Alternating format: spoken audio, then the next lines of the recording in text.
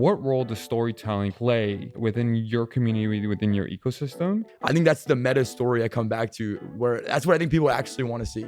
I think people actually want to see the behind the scenes. They actually want to see a bunch of fucking people making a company that's in this fucking weird world of Web3 with magic internet money, figuring it out along the way and being a part of that story. And to me, that's way more exciting than the Wizards of Cabrovia, or like, you know what I mean? The fucking mystical elf or whatever. Yeah. It's like, I actually don't think people get excited about that as much in crypto as they get about the meta story. So that was that insight that we had, and just trying to do that in an artistic way.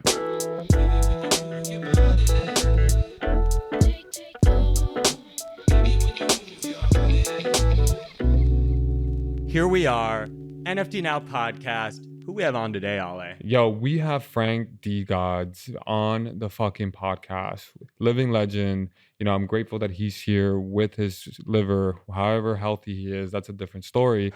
But we're super excited to have him. He's the founder of DeGods Utes, and he's also a co-founder of DeLabs, which is kind of the parent company of this. And it's one of the most successful projects on Solana that just bridged over to Polygon and ETH, which is massive, made massive waves. And I'm super excited. What are you looking forward to having in the conversation, Matt?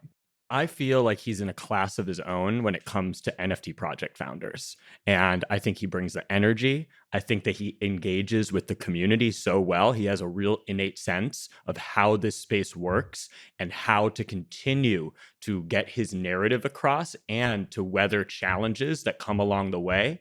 I'm really excited to dive into his head. I'm excited to hear about how he ticks. I'm excited to learn about how he works and where he's going. Yo, that's so amazing. Before we get to the episode with Frank, I just have to be a quick reminder to please subscribe to a newsletter. Go to nftnow.com.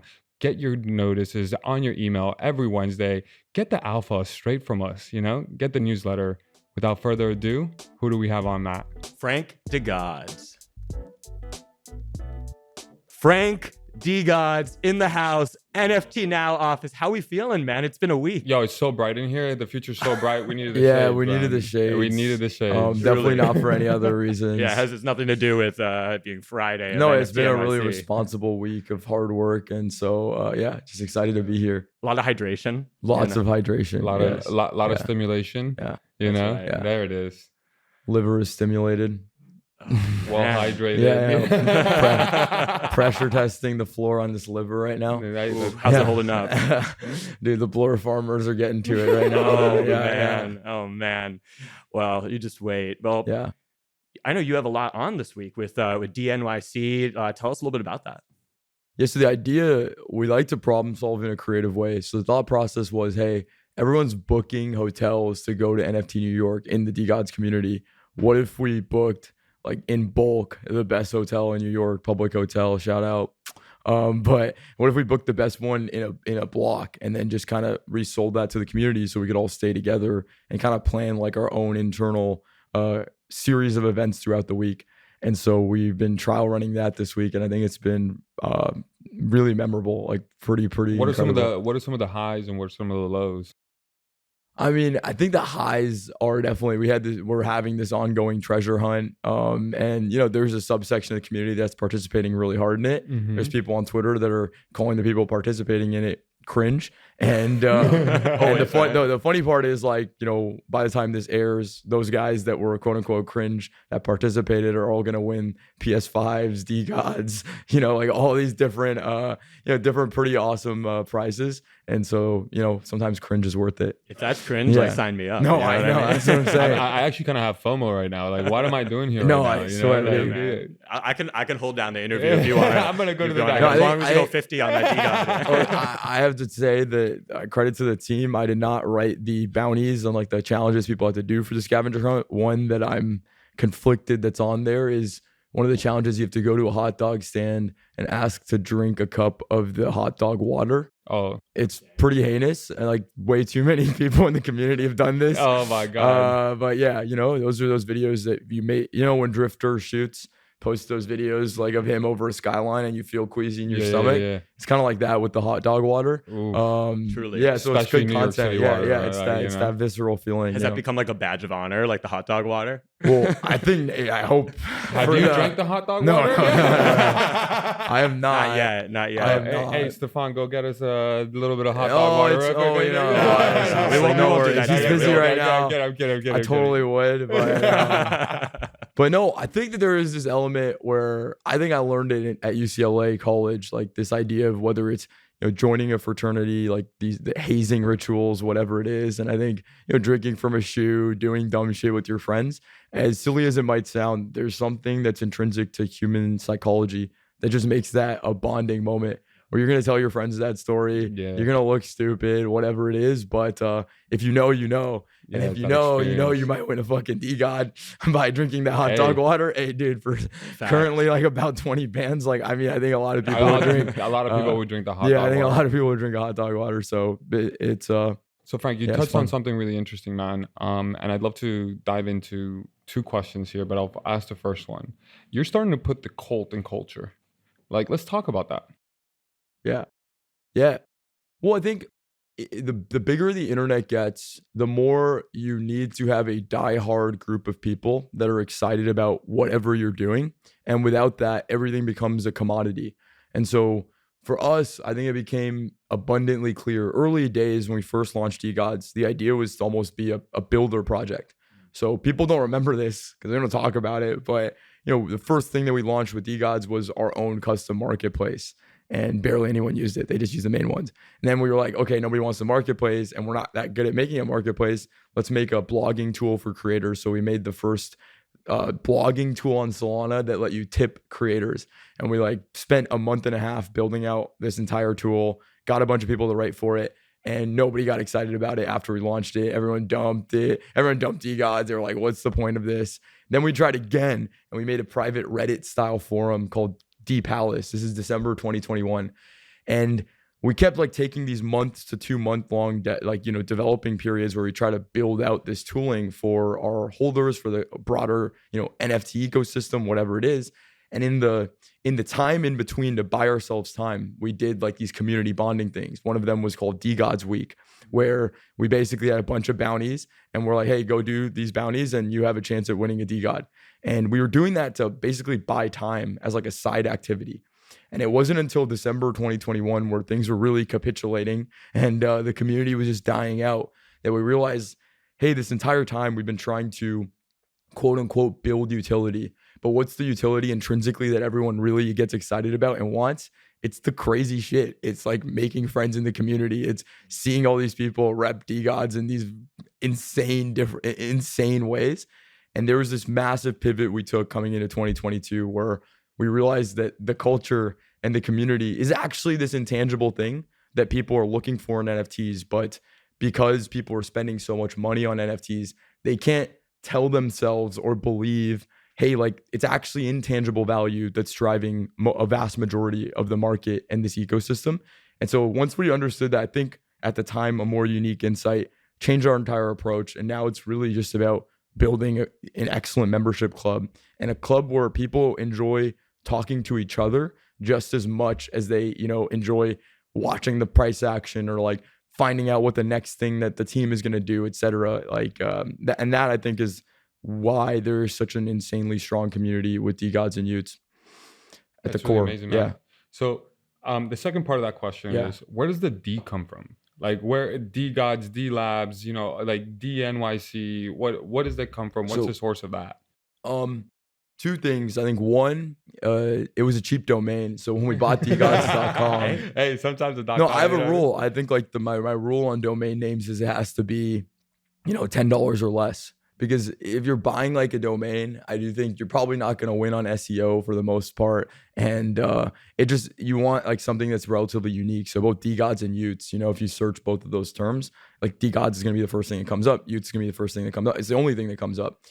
But I think when we were first starting, at the time when we launched, everybody was doing animal collections, basically. Like everybody and their mom was doing animal collections.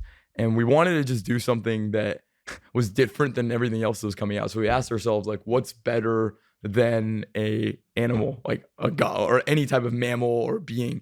Take it up a god. notch. Yeah. So that's when we landed on gods. And DeGods honestly just came from us trying like 50 different names with gods, Solana gods, like the gods or like whatever. And none of the domains were available, but DeGods.com, DeGods.app, DeGods.xyz, all of the different domains were available. So I kind of swept the floor on all the DeGods domain TLDs. And like that's how we got to DeGods. I love that. Man. Yeah. $10 or less, baby. Dude, That's that's a great smart. rule. Smart. That's a That's great smart. rule, man. That's smart. Like, It's a rule. Yeah. You Yeah. just want to, you want to make sure that the name can flourish. And I think stand on its own, Yeah, right? yeah. Because now DeGods, when you think about it, it's its own thing. Yeah. Like you don't even think necessarily about gods and all that. Yeah. It's just like, it's because it rolls off the tongue. It rolls off your mind. Yeah. You know? And I think that's just, it's sometimes people focus on the wrong things when it comes to NFTs. And I'd argue like if your name right now is like Cum Doge, you know what I mean? Like whatever, goblins or whatever. It's like you're going to have a hard time scaling a project, honestly, if you just don't have a good name. So I'd say like focus pretty heavily. It's like one of those things that's small but matters a lot. And I think a lot of the top projects today have like pretty dope names or unique names. And that helps a lot. Totally. Yeah. And you guys did a lot of interesting things at the beginning. Like you guys took chances, you took some swings, you took some misses, like tell us a little bit about some of those early kind of ups and downs. Let's talk like the paper hands bitch tax, like all of that, it's fascinating. Yeah, I think so. The one of the things being at New York, getting to meet a lot of holders that have been there from the mint, you realize like there's a certain type of people that got attracted to DeGods early on. Again, we just didn't realize this is the kind of people we were attracting. But for example, our roadmap on our original website was like shitty. I think it was like literally 5 bullet points, and it said like shitty Redbubble merch, dinner at Applebee's, like coupons included, like just a very sarcastic meta commentary on 2021 fall, like Q3, like bro, that's literally the roadmaps people were dropping. They were like merch, IRL events, and so we just thought let's be funny about it and do like the Applebee's, Redbubble, like just make that kind of ironic. And that's the same thing with the paper hand bitch tax. And I'd argue a lot of the stuff that we do today, there's like a deeper commentary that I don't want to attract like, intellectual nerds to DeGods, to be honest. Like I want to attract people that are excited about the meta commentary, but also just appreciate the brand and the project and the people in it. And so, I think a lot of the stuff we do, what I've learned the through line is for the stuff that works is just a deep amount of care, taking a deep amount of care on something that seems really, really silly. So I'd say we had a lot of misses, like I described earlier, with these builder type tools and things that we were making. But the first real hit that we had was this project called DeGods. And the idea was, again, looking at things from common sense. So we looked at what was the number one complaint, even if people didn't articulate it. You look at the floor on any marketplace for DeGods back when we first launched, and it was just disgusting. It was just ugly. Like, just didn't look good. And that's because we did not, spend that much of time on the original DeGods art, maybe 2.5, 3 weeks, full on giga sprint to finish the DeGods artwork. And so we looked at the floor and we're like, okay, well, let's make the art better. I think a lot of people might not say that this is why they're not buying, but when they're trying to spend a lot of money on a JPEG and they look at the JPEG they're buying and they think that's ugly, that actually is driving a lot of people to not buy a DeGod. And so we tried to just make a new version of the artwork, but instead of inflating the supply, we just wanted to literally change the JPEG on the original NFT.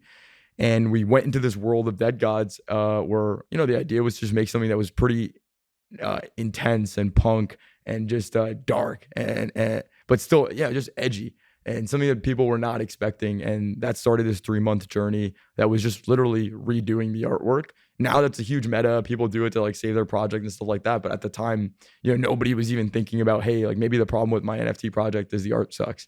And that was like a simple insight that we had, but we took it so fucking seriously. 3 months, like poring over every trait. I think we have, hundreds and hundreds of traits that never ended up even making it to DeGods. And it was just this full on deep focus on making the art something that we were really, really proud of.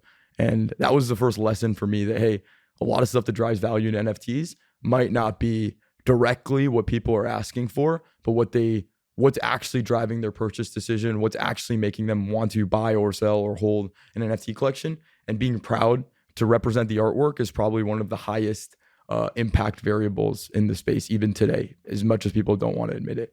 There's so much in that. Like, holy shit.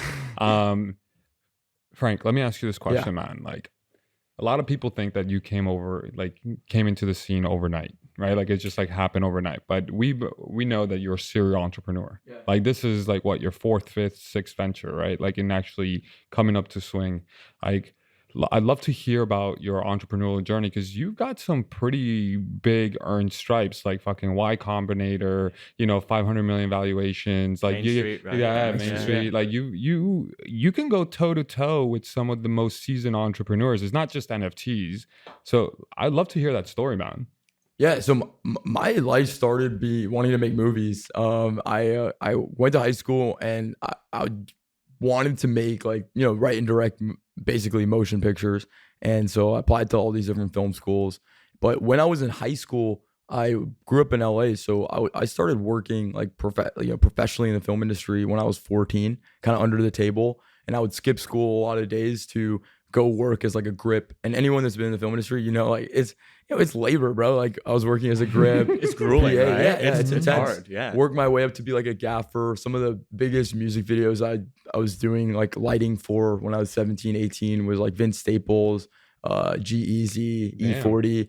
Okay, Yeah, so I was like alright, on the film alright. grind, and then I got into In the UCLA. trenches, in the trenches. Yeah, and it taught me a lot about work ethic. When you're Totally. working on a film set, you can't be inactive. Like you can't be brain dead at any point, and it's a 14-hour day. Where'd So you learn that work ethic? Is it from your family? Is it like So my dad is like, my dad has just been grinding since I was born. Classic story, immigrant story, right? Came from Yeah. like a fucking slum in India and made like a life for his family out here. So he's my hero at the end of the day. Shout out to Pops. She's the fucking go. But I think growing up, like, dude, the film industry is a huge part of what taught me work ethic, because you can't hide. Like, that's the thing in a lot of corporate jobs, startup world, et cetera. You can like hide through all the layers of bureaucracy of, hey, like, oh, I don't need to do this thing, or that other guy's going to pick up this thing. When it's like actually just physical labor, 14-hour days, multiple day shoots where everyone's recognizing you and you're like trying to get noticed for how hard you're working to get to the next ring. You're just basically attentive 24/7, figuring out what people need before they need it, trying to provide, as much value as possible. So I did that for 4 years, going all throughout high school. But what happened was by the time I got to UCLA, I was fucking jaded by the film industry. I was like, dude, like, I don't know if this is everything. Yeah, I don't know if this is all these kids at UCLA they got into. They were like so bright eyed and like, oh my gosh, like so excited to make movies. For me, I was like, fuck, dude, like it's kind of I don't know if you guys like want to work on sets. Like it's kind of a grind. And that's when I kind of started making friends with people that were more on the entrepreneurial side. And that's what started this kind of saga where Who red pilled you into entrepreneurship? What was like that moment that red pilled you? Paul Graham. So Paul Graham. Shout out to the OG. I remember, I think I was on like Reddit and I found a Paul Graham essay, Startup Equals Growth. And I read it, and this is like deep in film world, all this stuff. And I read it and I was like, holy fuck, like everything this guy is saying just makes so much of sense. The writing is so clear. And I went like on a deep dive onto all this Paul Graham stuff. And that's what made the dream for like Y Combinator happen. Cause I was like, oh, this guy is the smartest person I've ever read. Sometimes you just notice people that are like, oh, this guy's on another wavelength. I want to be there. I think a lot of people when Naval went on Joe Rogan, that was like an awakening moment for bros in their 20s across the world, because it was like, damn, like there's another way to think about this life shit that, it's a game. And so Y Combinator became a massive goal, and we had this startup. Well, yeah, and it wasn't even a start. It was more of a side hustle where we were doing deliveries on scooters. We made like this website where people could order whatever they wanted, and we would basically just deliver it to them. We started noticing a trend where people were ordering the same things over and over again. And so then we just started stocking up on those in our dorm and in our apartment. So then we were able to advertise under 10-minute delivery because we didn't have to go to a store. And it was just like problem solving along the way. And we started making so much money doing that I was like, okay, maybe we should apply to Y Combinator. I mean, I don't know how this thing is a startup yet, but I think we can let's just apply. Let's see what happens. And so then we got into YC, and it was cool because they basically forced us to drop out, which made it a lot easier for my parents to understand the decision. You got that validation. Yeah, that would be a tough conversation. They were like, yo, immigrant parents, bro. I I was can only like, imagine. the guy that made Twitch is like telling me I have to drop out. Can I do it? And they were like, fine. It's okay. And so basically, that's when real life started for me. It was after dropping out sophomore year and then doing this duffel grind for another year. I kind of realized, man, like I don't want to do deliveries for the rest of my life. And I was non-technical when we started Duffel all throughout that process. And the thing I always felt the most envy of was like, damn, I wish I was on the developer side, of this company, so I don't have to do as much labor.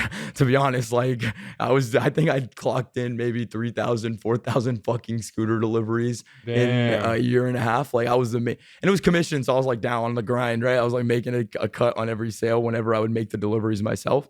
So I was like, man, I really want to learn how to be a developer. So I went to a full stack coding boot camp, literally like right after I left Duffel, because I knew I wanted to work in tech, especially after the experience of Y Combinator.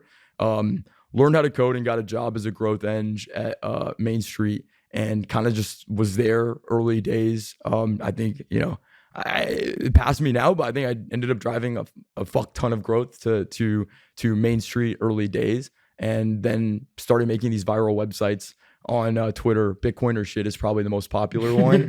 And the idea, it was a pretty strategic move, honestly. The idea was like, hey, I'm not getting promoted at Main Street. I'm kind of young. I'm not the most polished guy vaping on some fucking calls or whatever. So I get it. But even though I was driving results, like how can I get more opportunities so I could put more money into crypto and Bitcoin specifically back then was my thought process.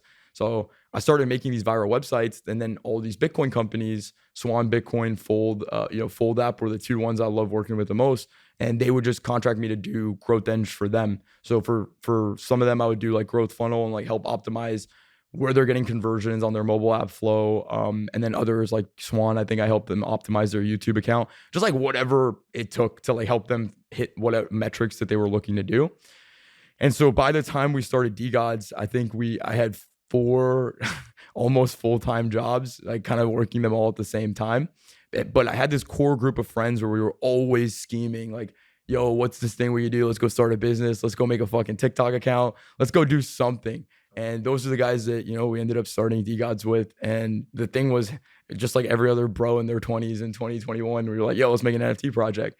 But I just think we had the right group of fucking guys. Johnny, who's our main artist, he's like a lead singer in a band before this, but he's also just so raw with, just so raw with understanding visuals, design, the psychology behind design. Yo, we need the link to his music, bro. Oh yeah, we need the Spotify. No, it's We sick. need the Spotify, bro. Yeah. It's sick. I'll share it. SoundCloud. Yeah. I want that SoundCloud. Yeah. And so I think like it was a lot of it was. I still think to this day a lot of this is luck. But I do think we were just the right group of guys where it was a good mix of talent for building an NFT project. And that was kind of like the most of the story, I'd say, like leading up to DeGods. So I don't think I'm going toe to toe with a lot of these entrepreneurs, because some people have like Luca Netz is a fucking legend. Like I never achieved, like DeGods is the most successful thing I've ever done. It's not close. Kevin, who's my co-founder on the other hand, on the DeLabs side, he is deeply accomplished, right? Bro's got a fucking Wikipedia, kind of created Microsoft Outlook, and sold that to Microsoft, and then was like running a 200, 300 person engineering team at Instacart for the last 4 years. I met him at UCLA alumni event 3 years ago, and we just stayed in contact. I just thought he was one of the smartest people I ever met. I just wanted to latch on and like keep talking to him and learning. And just feel grateful that he's on the team, because he's a real heavy hitter. I'm just a hustler. Yeah. What's that partnership dynamic like for you guys? Like, how do you guys kind of work together, and how do you sort of like, divide and conquer? I think with Kevin, there's a lot of things. I don't know where we'd be without Kevin, but he just taught me this deep sense of responsibility to everything that we touch, to the internals of the company, to all of our holders, to all of the employees of the company. Because I think I can get oftentimes very holder centric, and I think that's our good balance, right? Where Kevin is also very holder centric, but he understands like the bigger picture. For me, I am like a fucking NFT kid at the end of the day. And that's what I think helps us a lot. Like I'm listening very, very closely to what people want in the community, but sometimes that stuff that I want to do is not realistic.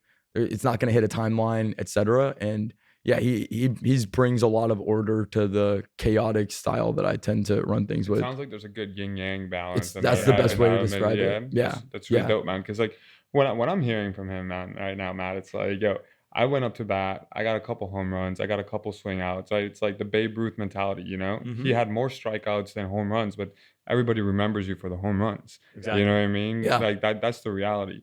So speaking of home runs, man, I want to dive into the details of what you just fucking did with the community, man.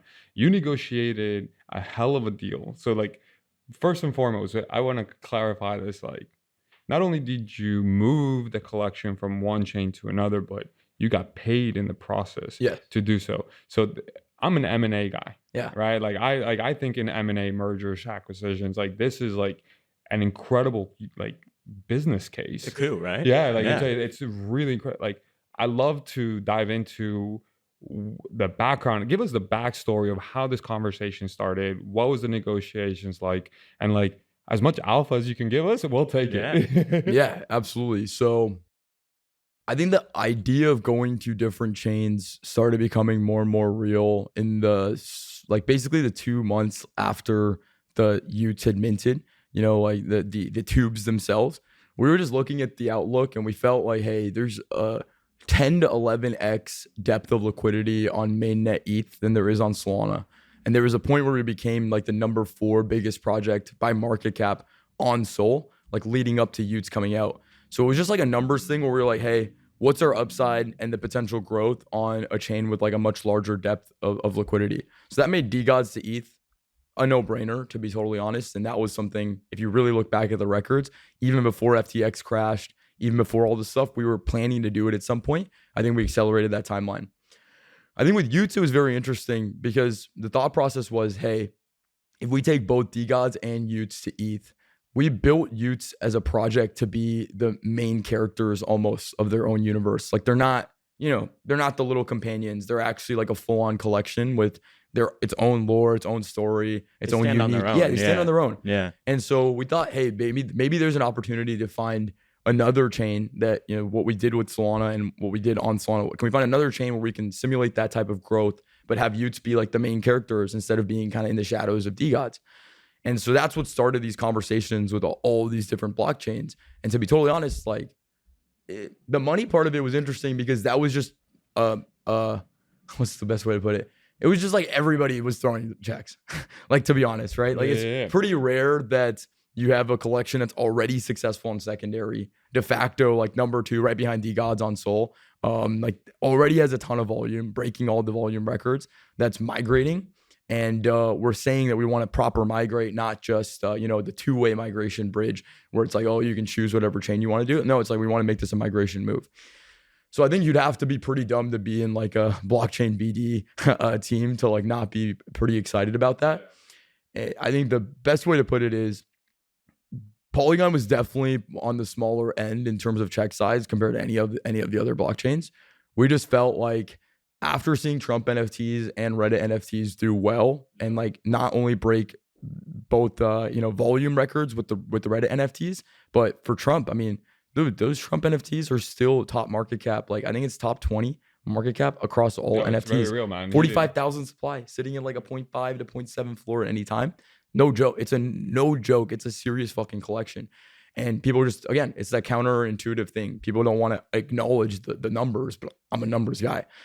So looking at that, we're like, okay, there's something possible on Polygon. And then actually talking to the team, they're just sharks. Like they're killers. Like when it comes to making things happen, moving the needle, and just being super detail oriented and responsive.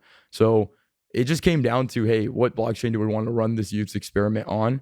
It seemed like Polygon was a no-brainer by the time that we made the decision. And yeah, I mean, so far, right? Like I think the highest ETH sale between DeGods and Utes happened on Utes. The CEO of Black Rifle Coffee got a 101 Ute for 75 ETH, which was like, that's fucking huge, massive. Yeah, and so I'm excited, man. I think that there's a lot of potential. And dude, without even spoiling much, the BD conversations that we are now a part of because of the Polygon fam is fucking nuts. Like it's not even happening on mainnet. Tell us what's coming up, bro. Give us a glimpse. I think the thing that people, I think the diehard DeGod people and Utes people know this, but I need to always reiterate it. Like I think our killer edge in NFTs is our taste and like our care. And so the idea that we'd ever do a project that we're not like deeply proud of is just it's just never gonna happen. Like I'll delay it fucking 5 months before we launch something bad. And I think our track record in terms of like actual digital assets on the blockchain, DeGods and Utes, like that's the two. And I don't think that there's any misses there. But when it comes to other brands, I think we want to do what would look like a collaborative like NFT drop with some of these really Yo, big when brands. NFT now, good Yeah. DeGods, bro. Let's talk. You know Yeah. what I mean? Like, Yeah. And I think it just depends on where do we feel like we can grow our audience with a strategic niche, Mhm. and that there's going to be liquidity and market for whatever this new digital, collectible new NFT will be. And that's very important to me. Like with the Bitcoin ordinals drop, a lot of people were fading that and they weren't certain because why? There's no volume on Bitcoin before Bitcoin DeGods. I think it was like, besides a few really big sales, maybe a few $100,000 in sales, Bitcoin DeGods did 2 million USD in the first day. And that's because I knew what we needed to do to kind of create that secondary market there, which is like lubricate it with these spreadsheets. And people were, again, fading the spreadsheets. They were like, oh, that's so dumb. Everyone's making fun of it on Twitter. But that's that signal for me. When people are making fun of something on Twitter, I'm like, okay, what's going on? Let's pay attention. And it just made it easier. The simple insight was, now you don't need to have Bitcoin to make a trade to get a Bitcoin asset. Because if you do it OTC, you can trade. A lot of people, that the guy that bought the $100,000 one on the first day, he did it with USDT on ETH. But because it's an OTC swap, you have a trusted middleman. So you can do a swap with other assets, DeGods, with Sol plus ETH plus Bitcoin. Like, so people were mixing and matching. And that helped facilitate that early days of trading, which is so important. Yeah, this reminds me of like 2015, dude. Yeah, 2014. Yeah, it's because the spreadsheets, like that was part of like that. That reminded me of the early Bitcoin days, which were exciting. Like that DIY, like no guardrails, like literally can't trust. Not your keys, not your coin. Dude, like, I thought about buying Bitcoin. And the thing that scared me about buying Bitcoin in 2011, 2012 was that I had to go either on Craigslist or eBay to get a fucking Bitcoin in a USB stick. Yeah. And I was scared that it was going to be like a fucking thing, but it was OTC. Dude, I just can't help as I'm listening to you, I can't help but connect dots, right? I'm a dot connector here. What role, because you went to film. Yeah. That's storytelling. Yeah. You know what I mean? Yes. Like, what role does storytelling, because you play within it, within your community, within your ecosystem, and how much of it is it lore and how much is it like your life? No, I love this question because when I was like getting really deep into film, I found myself always gravitating towards certain directors that made movies that felt like real life. So for film buffs, it's like Richard Linklater, Werner Herzog, a lot of the Dogma 95 stuff and things like that, where it felt like I was watching a fucking document. Mark Duplass, another one I really like a lot, Puffy Chair. But it's like movies that felt like I was watching the real world, but it's not boring either. And there's a mix, right? There's a way to do something that feels like a documentary that's just really fucking boring to watch. And that's a lot of these art house movies, like a vast majority of them. But there were these certain guys that were able to make something feel fucking real, but also pace it well and make it like an actual narrative with a 3-act structure, and like actually just make it interesting to watch. And those are always my favorite movies. So coming to DeGods and NFTs, I think our unique insight there was, as much as people might be quote unquote like excited about lore, I think most people that are in crypto today get more excited about the story of the garage. Like, oh, these fucking kids are making this out of the garage and it's growing, but you tell that in a artistic way. So when we do like these videos, it's like we're creating a narrative of almost a hero's journey of DeGods, and that I think makes all of us that are part of this community together feel closer aligned to this mission. Like the meme of DeGods, for the last year almost has been fucking number one. Like number one. What the fuck does number one mean? It can mean a lot of things. It can mean market cap. It can mean volume. It could just mean vibes. It can mean community. But that's an ambitious goal that everyone that signs up and buys a DeGod knows, hey, we're all gunning for that. We're not settling for anything less than that. So if you want to be part of the journey, you can join when we're number one, or you can come in to join towards the journey of going to number one. And I think that's the meta story I come back to, where that's what I think people actually want to see. I think people actually want to see the behind the scenes. They actually want to see a bunch of fucking people making a company that's in this fucking weird world of Web3 with magic internet money, figuring it out along the way and being a part of that story. And to me, that's way more exciting than the Wizards of Cabrovia or like, the fucking mystical elf or whatever. Yeah. It's like, I actually don't think people get excited about that as much in crypto as they get about the meta story. So that was that insight that we had, and just trying to do that in an artistic way always. That like shared energy, right? Yeah. That communal sense Yeah. of like purpose and community direction, right? And like I feel like dude, he's exactly building a fucking no, cult. He's 100%. building a cult and culture, dude. 100%. And you know, I feel like you've navigated it really well, Frank, like in terms of like being the face of the project, being out there interfacing with the community, but also like you said, constantly shipping quality, delivering. You know, I migrated my Ute. That was incredibly easy. That was like I was amazed at how seamless and actually beautiful, like beautifully designed that process was. I know that's not an easy thing. A lot of work goes into doing that, right? And so like I'd love to hear your thoughts too, man. Like as you know, a founder in this space, interfacing with holders, the ups and downs of the markets, you know, the crazy blur farming that's going on, like all of these different factors that play into like different pressures and complexities of being a public facing founder in, as you said, in this space, and also an NFT kid at the end of the day. Like, what do you attribute that success to? That's a good question. I mean, I think one, I am very, very lucky and blessed to be like younger, honestly, in the space where I like I mentioned in my story before, like I've been interfacing with like social media since like I was very, very young. And I think a lot of that comes more naturally to me now. But I think building in public, if I'm getting the question, you know, right here, it's a unique blend of, hey, you have to signal a level of confidence where you don't want people to feel like there's no direction at all, but also be very ready to be vulnerable when the direction is like not going in the right way. I think that's the fine line that everyone gets either tripped up on or adopts really well. And so without even like naming certain projects, they'll launch something and it might be off target.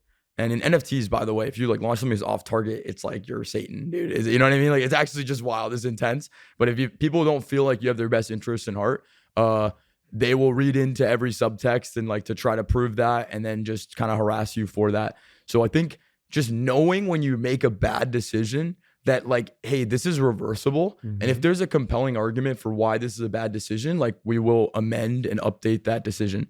And I think that is the core fine line, if I had to attribute to one thing, that is super important for people to understand. Because at the end of the fucking day, man, like your NFT holders are actually on your team. Even though some days it definitely might not feel like that because they're asking you to do all this heinous shit for them to just like get a quick, you know, dopamine rush. But they are on your team.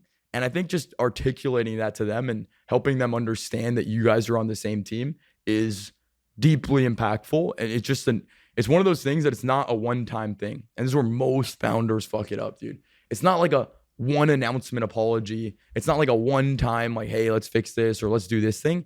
It's this constant, you know, hitting the fucking algorithmic newsfeed game of like, I need to keep reinforcing the vision, or I need to keep reinforcing the direction, or keep reinforcing this apology, or keep reinforcing. You have to just like constantly You're really good at apply that reinforcement, because otherwise you it's like it's your fucking baby, dude. Like if you're not constantly giving the tender love and care, how can you expect that? How can you expect to receive that in return? That's amazing, man. I think like to that point, one of the things that really, like for me, that was like the moment that I was like, yo, he fucking gets this. You keep receipts. Yeah. Dude, you keep fucking receipts. And the other day, I think it was like a week or two ago, you screenshot of the Discord where you made an announcement and everybody was clowning you or everybody had FUD on it. Yeah. And you were just like, yo, thank you for doing this because this fueled me. Like, I'm keeping this receipt. And then the other one that was like really fucking motivating and actually inspired me, so I want to say thank you for this. It's like, yo, I go through every fucking Discord of every fucking community. I go through every FUD. I search term DeGods. I search term Frank.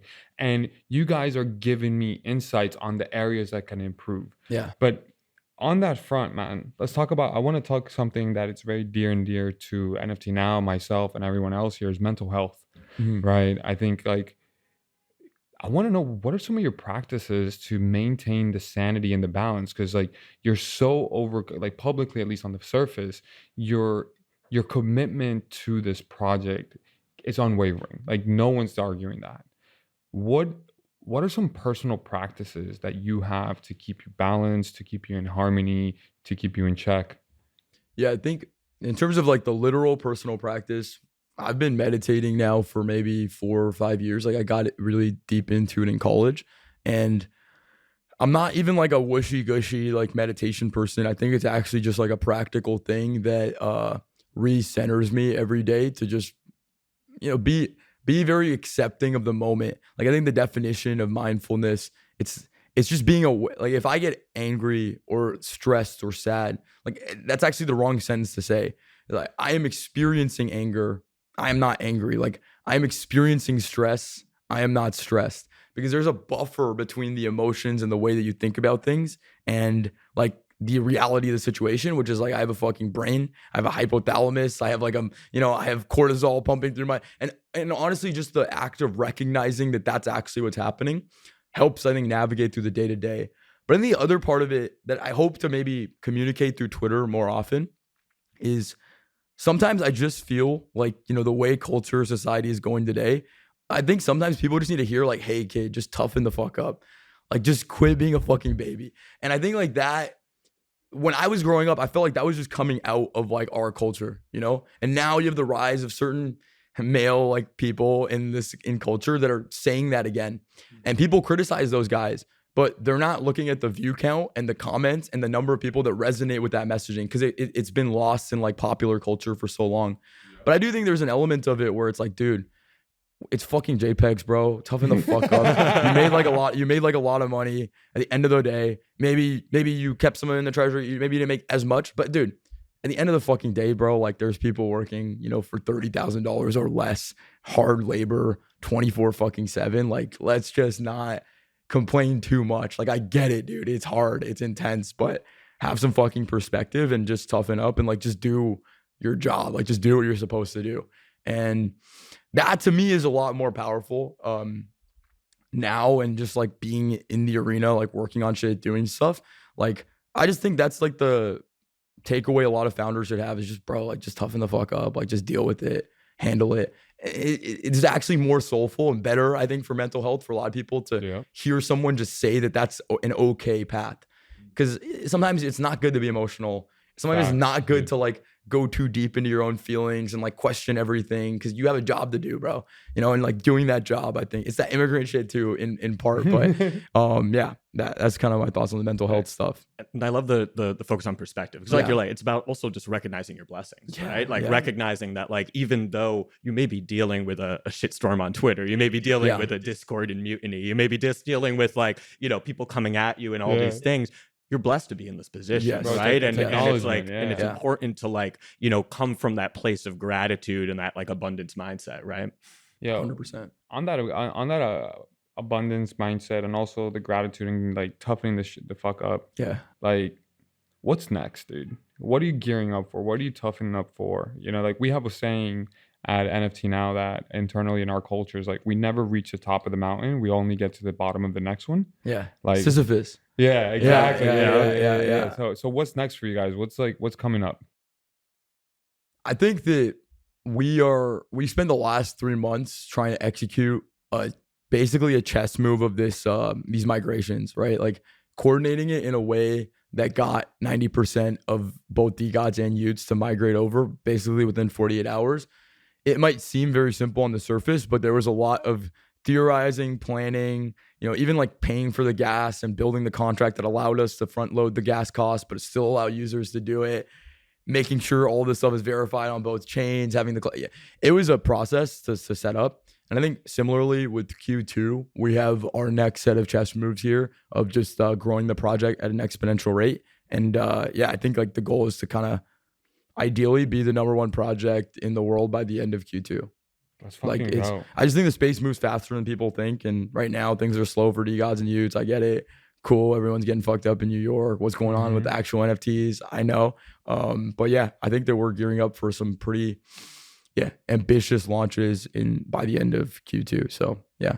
I love that. And I'd also just love to get like your macro perspective on where we are as a space right now. Like obviously we're in a really interesting time.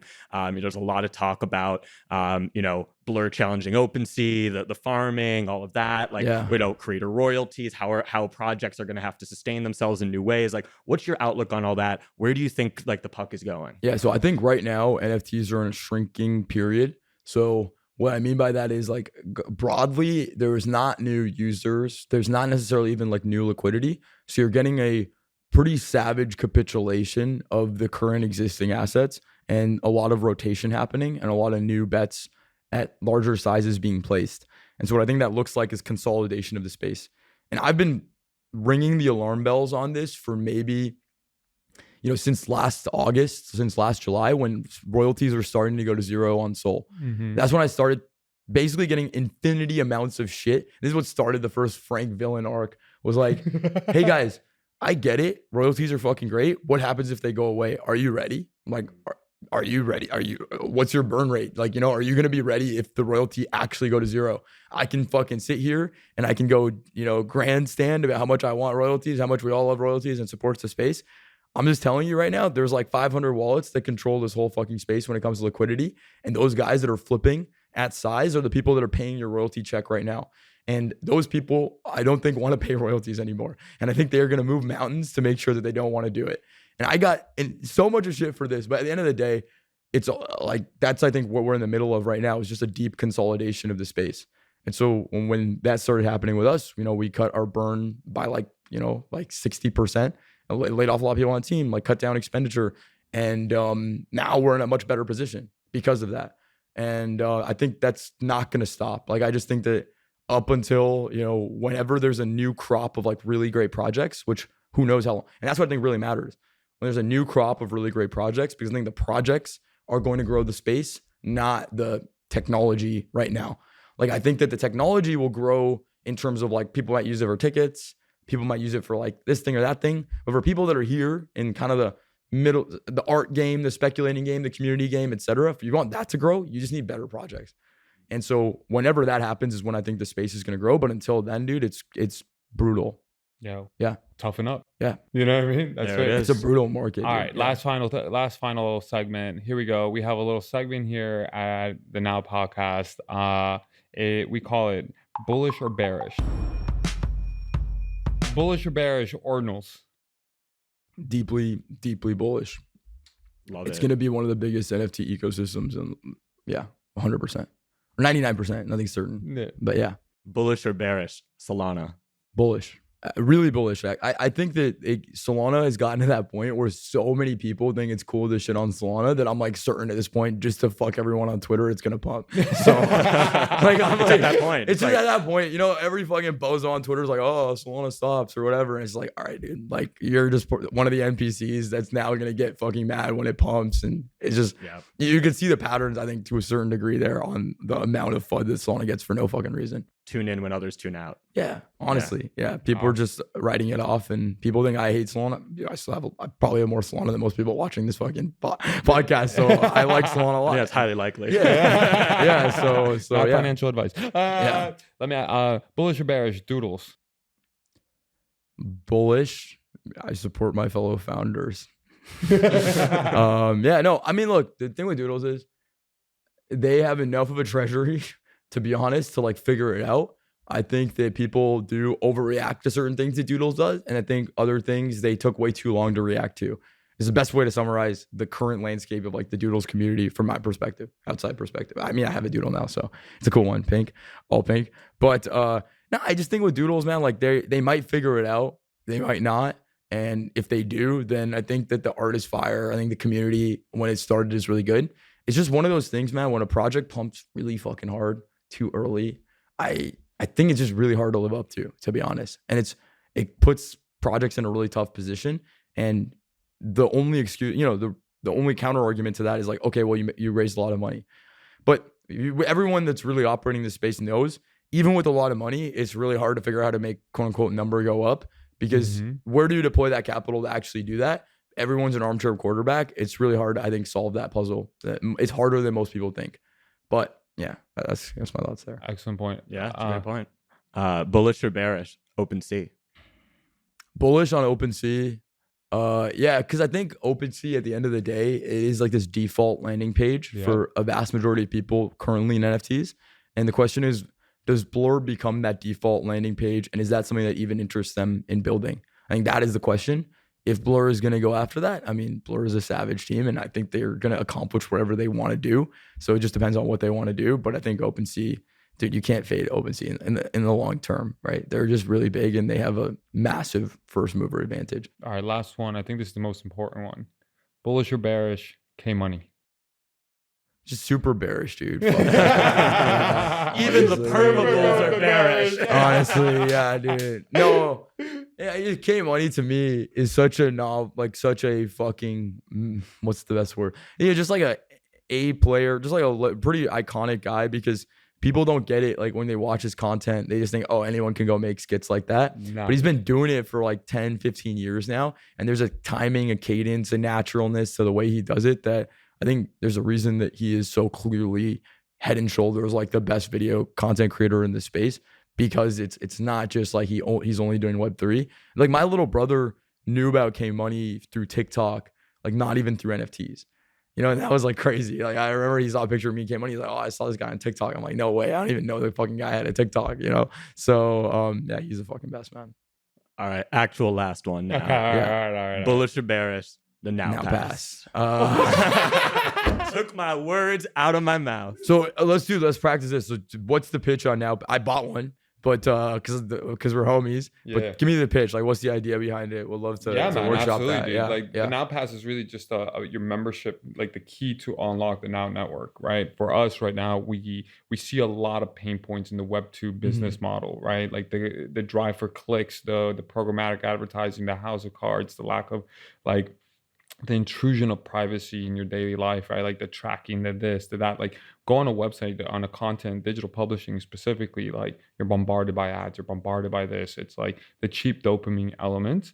And it's really about value extraction on Web 2, right? What the model that we're building with the Now Pass and this membership is like, how can we share the value that we're creating with our community and making it a community-centric digital publishing model that allows you to earn rewards and points and things of this capacity as you engage, interact, publish, contribute, share our content. So it's really about this ecosystem that it's similar to you. It's like thinking about a membership, right? Yeah. So the way that we're thinking about it is like, we're modeling after like Amex or your favorite like miles points like on your airline, right? The more you consume our content, the more opportunities that you're going to be able to get, the more experience points. And it's really about changing the narrative on digital publishing. And now that the blockchain is available, and also providing provenance, dude. Like when you think about tokenized content or tokenized media, it's really going to be the defining factor with AI and all this false narratives that are coming out, right? Like take a look at the photos with Trump, like the viral Trump ones. The viral, it's just crazy, right? Yeah, like, that's just the beginning. that's That's the like beginning. with crude models right Yeah. now. Like we're gonna need that on-chain provenance to know where did that come from? Is it a reputable source? Like all of that. So like there's elements of that with tokenized media. It's like the tokenization of media itself, and then also tokenized communities around media brands, which is where that's where it's really exciting, right? Yeah. And like for us, we always, we come from the Web 2, you know, like we come from legacy, like, like media, and we just saw how the Web 2 model is so broken, you know? You have this clickbait race to the bottom. We saw this in like the coverage of NFTs during the bull run too. Like, there were those headlines that like, if you understood how Ethereum worked at all or any of these blockchains, you're like, no, like minting an NFT isn't equivalent to like burning this many hectares of forest or whatever. But they did that because they were out to generate outrage and get clicks, not to actually inform and educate and serve a community rather than their advertisers. No, I think you guys have identified the right problem and pain point. I think the NFT DJ in me is like, okay, so man, I really hope there's some sick airdrops or you know it. Yeah. No, and that's what I figure. And that's, I think, the magic of the media company with the membership pass combined, because you're going to be able to create distribution and awareness and marketing for potential drops or collaborations that you guys do, which I think that is a virtuous cycle if done well. So that's like what gets me excited about the Now Pass. Yeah. Let's rock it. Awesome. All right. Thanks, Frank. Thanks for coming. Thank you guys on board, so man, much, and dude. appreciate it on a Friday after fucking NFT Of NYC. course. Thank you to your liver. You know what I mean? Shout out to the liver. Shout out to the liver. Pleasure. Always Guys. a pleasure, man. Awesome. Thanks. Wow. Well, that was an amazing conversation. Like, I'm flabbergasted, dude, to be perfectly honest. The energy, man. Like, even on a Friday of a big conference week, clearly we're all nursing a little bit of hangovers and a lot of Red Bull, but that was a really special. What stood out to you? Man, for me, Matt, is Steve Jobs has this on his speech. He said, you can only connect the dots looking backwards, right? And so hearing his conversation about his entrepreneurial journey of like the movie sets, the Y Combinator, the hustling, the immigration, like the immigrant hustle of putting in the work and not shipping anything that's not necessarily the best in class. It's really amazing. The other thing that really stood out for me, man, is how he's really, him, Kevin, and that whole team is putting together the cult in culture. And it's very evident, not only by the floor prize, but the way that they rally the community everywhere they go. What stood out for you, man? Yeah, look, I mean, I wanted to get inside his head, and we definitely did. And I'm just really impressed, man. Like, it's really interesting hearing about the swings and the misses. He's not afraid to take big bets. He's not afraid to take those risks. I think that's really served him well on his journey. I loved his perspective on how to deal with the holders and deal with the pressures of the community, and, the wisdom that he brings to the table about look, this is how you navigate it. These are the realities of it, and that perspective. I think it comes from a place of gratitude. It comes from a place of hard work. And there's a lot that young entrepreneurs, potential founders in the space can learn from listening to this episode. I absolutely agree with you, Matt. And it's like the toughen up mentality is really, really resonates with me. But it wouldn't do any out service without saying this to you guys. Remember, the Now Pass is now available on OpenSea, on the secondary market. Get your membership. We're building the Now Network, and it's going to change the game on tokenized media. But thank you so much. Make sure you leave a review, 5 stars on this episode. And thanks again for always being active listeners with our community. We really appreciate you guys. We will see you next time.